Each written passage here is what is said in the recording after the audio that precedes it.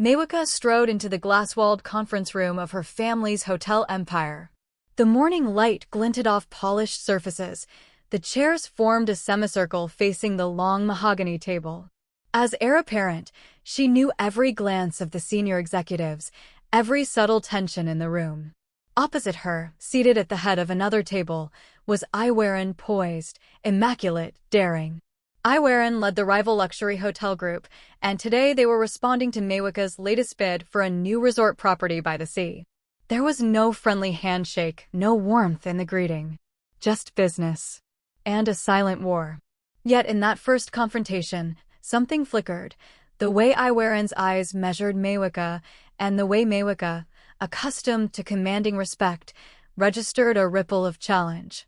They were two heiresses, trained for strategy, for domination, for legacy. But beneath the suits, the rehearsed boardroom faces, something softer, a spark of intrigue. Later, alone in the elevator, Maywilka found herself replaying Iywarin's cool gaze. Why had she looked away so quickly? Why had her heart, not usually given to hesitation, felt a flicker of doubt around Iywarin? Ambition and attraction, dangerous together. That afternoon, their teams reviewed blueprints, financial projections, and brand identity slides. The air was thick with competition. But at a break, Iywarin approached Maywilka with a polite, almost personal, question. "Your father told me you enjoy painting." Maywilka blinked. No one but her oldest friend knew she painted in the evenings to unwind. "Yes," she said, guarded. "Why do you ask?" Iywarin turned slightly. "I saw a print in your office window earlier. A faint hint of color I couldn't recognize. It made me curious." Maywilka's pulse skipped. She forced a smile. "It's just a hobby." But Iywarin's eyes held something more. Something that suggested she saw through the facade.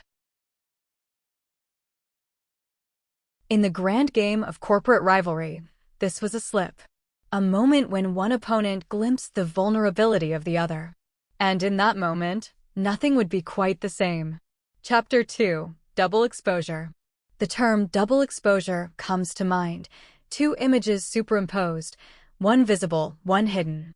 In Maywilka and Iywarin's world, the public image, confident, invincible, was just the first layer. Beneath was the private self, craving connection, authenticity, maybe even love. Over the next few days, their rivalry deepened. Meetings stretched late. Emails flew after midnight. Yet, during one coffee break, Iywarin found herself lingering. She asked Maywilka what the painting meant. May said it represented the sea before a storm. Iywarin nodded slowly.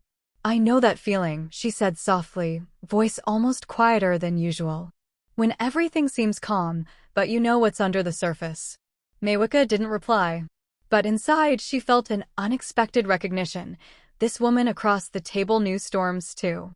That night, Maywilka lay in bed, the city lights outside her window blinking like distant stars. She opened her sketchbook and sketched two figures, one standing firm in a boardroom, one walking along a beach in moonlight. She titled it Double Exposure. She realized then that the other figure was Iywarin, not her business rival, but her mirror.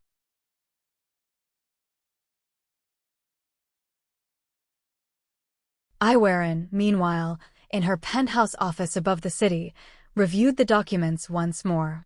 Her team had flagged a weakness in Maywilka's plan, advantage Iywarin's group. But as she stared at Maywilka's name on the file header, her mind drifted. She remembered how Maywilka had drawn attention away from the window with that line about storm and sea. She recognized with disbelief that she cared. And that realization changed everything. Chapter 3: The Seduction of Vulnerability. In episode 2 of their story, there is a key moment, a late-night drinks event in a beachside resort, held by a mutual business partner. The lighting is warm, the waves softly crashing beyond the terrace. Maywilka arrives alone, her assistants are elsewhere. Iywarin appears shortly thereafter, impeccably dressed, but without her usual entourage. The evening begins with polite networking. But by the time the moon is high, the rivalry has eased into something else, a dance of glances, a tension not wholly corporate. Iywarin invites Maywilka to walk the shore. "It's beautiful here," she says. Maywilka nods, unsure. The sand is cool beneath her heels. Iywarin steps beside her. They talk about childhood, Maywilka about growing up in luxury, but lonely in corridors of power, Iywarin about being expected to always win, to never lose. You and I, Iywarin says quietly, are both trapped by the titles we inherited. Maywilka looks at her. For a moment, the shield comes down. What do you want? She asks. Iywarin doesn't answer immediately. She watches the waves. I want someone who sees me, not the Empire. Maywilka's heart clenches. And what about you? Iywarin smiles faintly. I've found someone like that. She pauses, then adds you. Maywilka turns away, the breeze catching strands of her hair. For the first time, she feels raw, desire, fear, excitement.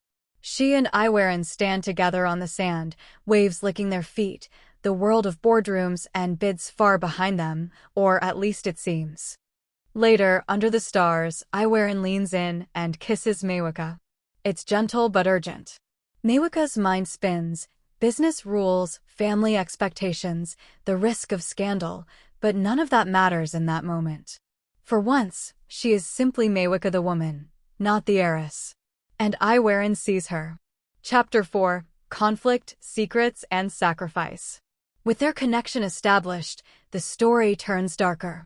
Rival companies escalate their bidding war, legacy and pride fuel the stakes. Maywilka launches a bold strategy, a takeover bid that would secure her position, but also trap her in the company she neither loves nor fully belongs to. Iywarin watches, concerned. She doesn't want to win that way, not at the cost of humanity. Meanwhile, Maywilka's family pressure grows. Her father reminds her alliances, not love, are what matter. Her mother suggests a groom from an allied business network. Maywilka resists. But out of the shadow of expectation, she realizes something. She might lose Iywarin if she continues unchecked.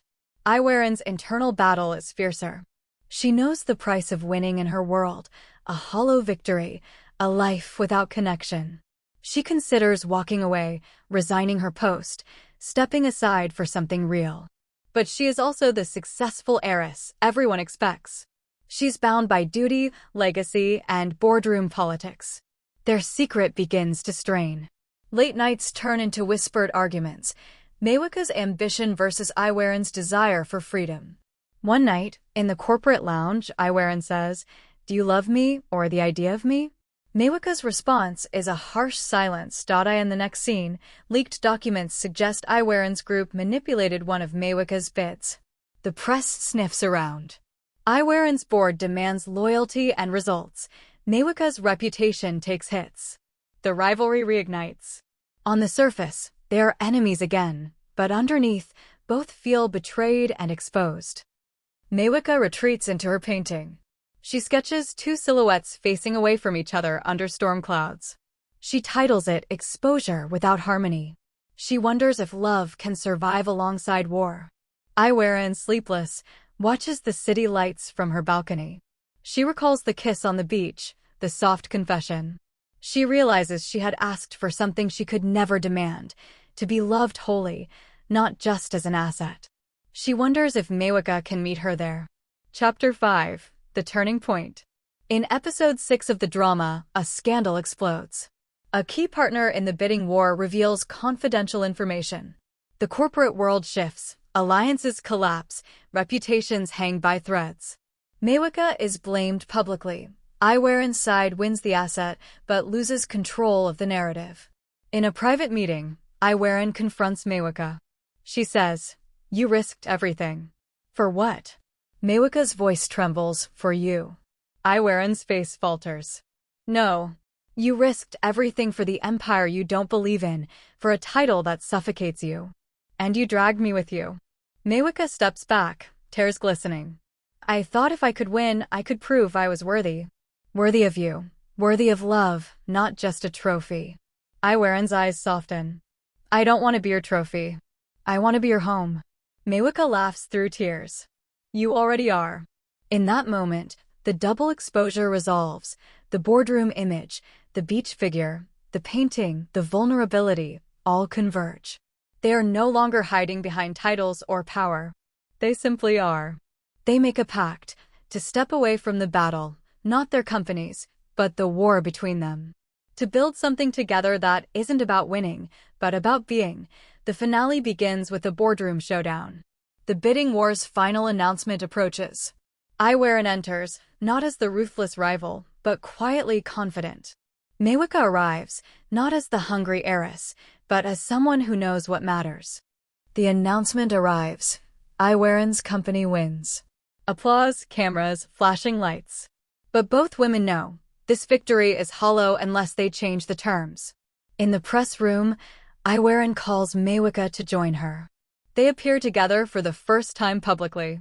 The cameras flash. The world waits. Iywarin leans into the microphone. Today we won more than a concession. We found truth. We found each other. And that is our new legacy. Maywilka steps forward, hand in Iywarin's. She adds, I thought I had to fight to be worthy. But I realize I just had to trust. Trust you. Trust myself. Outside, under the moonlit terrace where it first happened, they walk. Sand underfoot. Sea breeze. No cameras, no boardroom. Just two hearts. Iywarin stops and faces Maywilka. Will you come home with me? Maywilka nods. Yes. They kiss. Softly. Strongly. The world fades. In the epilogue, months later, we see them side by side. The painting Maywilka made now hangs in Iywarin's apartment. It shows two figures walking on a shore with storm clouds clearing. Iywarin touches it. You captured us. Maywilka smiles. We're still walking. We're still clearing the clouds. They attend a joint company gala, not as rivals, but partners. Their names announced together. Cameras flash.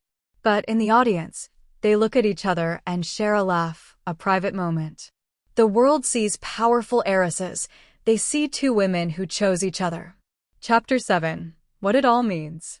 The love story of Maywilka and Iywarin is built on contrasts and convergence, ambition versus vulnerability, rivalry versus intimacy, image versus reality. The motif of double exposure, two layers of life overlapping, runs through every scene. At first, they project power and control. Later, they reveal fragility and longing. In the end, they merge those layers into one truth, that love demands authenticity.